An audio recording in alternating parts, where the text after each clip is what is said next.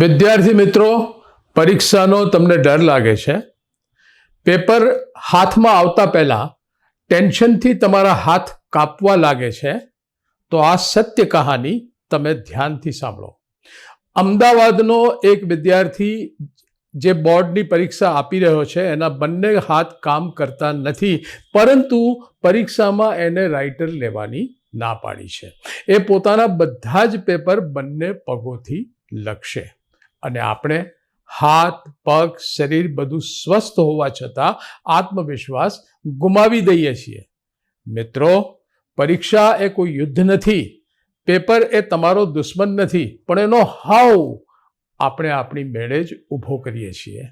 એ દૂર કરવા માટે આટલું કરો: ઊંડા ઊંડા શ્વાસ લો, 4 સેકન્ડ શ્વાસ અંદર લો, 4 સેકન્ડ શ્વાસ બહાર કાઢો. છેલ્લી ઘડીએ નવા પાઠો શરૂ ન કરો.